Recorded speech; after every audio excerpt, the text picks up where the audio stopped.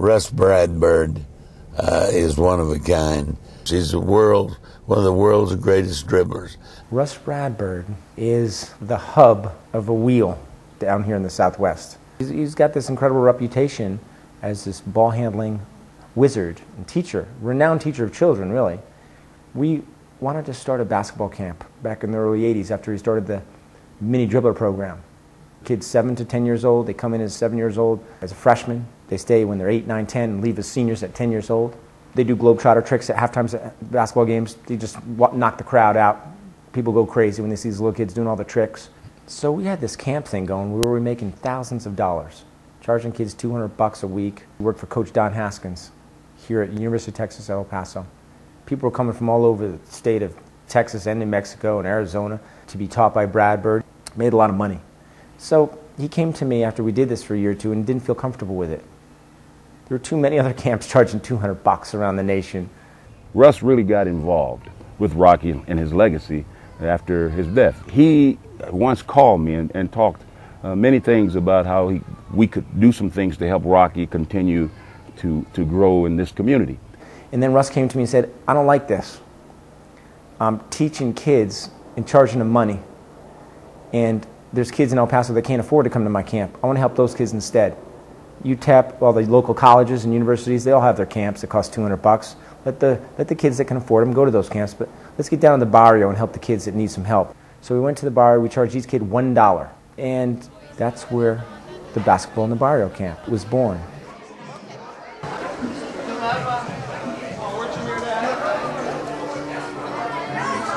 We're deep in the heart of Boy Bear country. And this morning, and it's good to see that basketball is alive and well in El Barrio.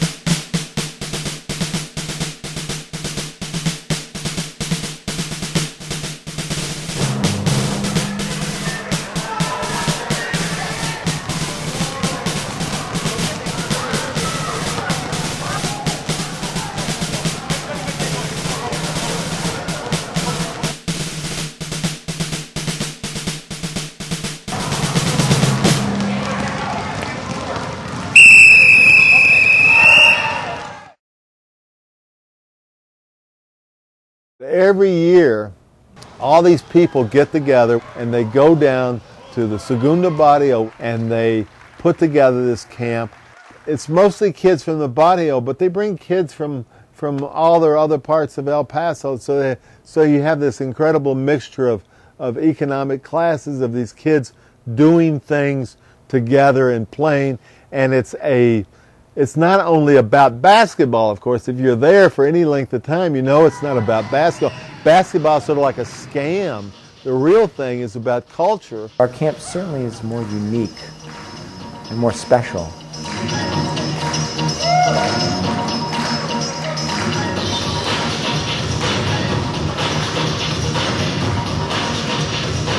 So we change things every 7 minutes. We'll drill the kids with the basketball drill between the legs, spin the ball on the finger for 7 minutes, and then boom, we're off to hearing a story. It's Joe Hayes from Santa Fe, the world-famous storyteller. No way, Jose. Children see so much highly produced entertainment, television, video games, movies, that they have no interest in listening to stories. And that when you tell children stories, you realize that is not true. Children still enjoy listening to stories. It's an immensely satisfying experience for them.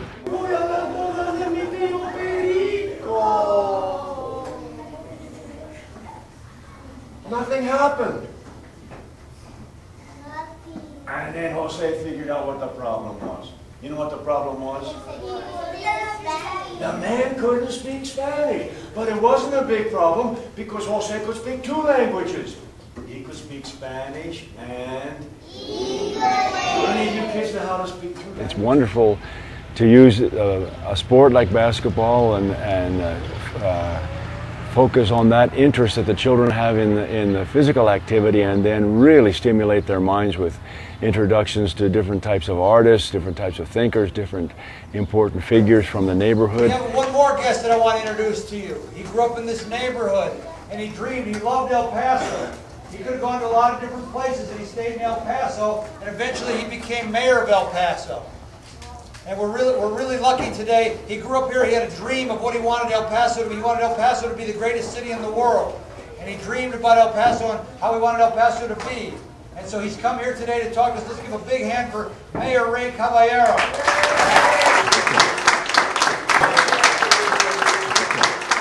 Is basketball an individual game or a team game? Team. That's right. Everything is teamwork, right? We have to learn how to play as a team.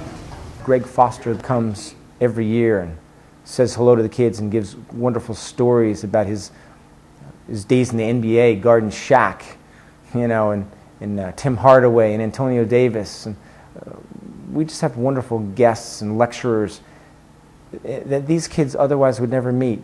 Nolan Richardson was here today. And Coach Nolan Richardson, one of El Paso's favorite sons of all time, comes in to camp unannounced. Says, I want to talk to your kids in the Barrio. I grew up here. He is one of the most dynamic speakers in the United States, if you haven't heard him. Now, he is as good of an emotional speaker as I've ever heard. The hardest thing in the world to do is try to get up in front of an audience, say a few words after Nolan's been talking. I told him one time he missed his call and he should have been a Baptist preacher. He's been the only coach in history to win a junior college championship, an NIT championship, and the NCAA championship. And he is El Paso born and bred, and he's proud of it.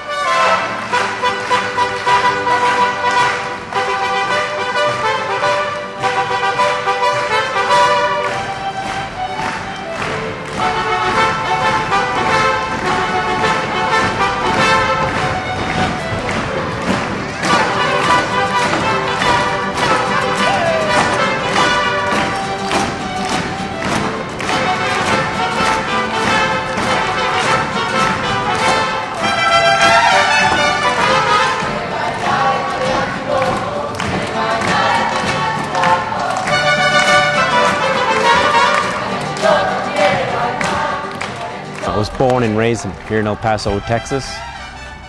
Went to school here, University of Texas at El Paso. Always idolized Coach Haskins and his basketball teams. Next thing you know, I ended up coaching with him. He gave me the opportunity to do everything I could regarding coaching a basketball team at the college level. For a young Hispanic kid in El Paso, Texas, you grow up with UTEP basketball. So you take UTEP basketball down to South El Paso, the kids are going to know it. They're going to be, they have a relationship with it. They know about it. They know Coach Haskins. They know the names. Everybody does. Coach Haskins was able to go out there and touch the community, and he still does. I got his number. Okay, Mr. Aston. Thank you a lot. It was a pleasure meeting you. Good. I got his number. Good luck. Okay, Mr. Aston. Thank you. Good luck.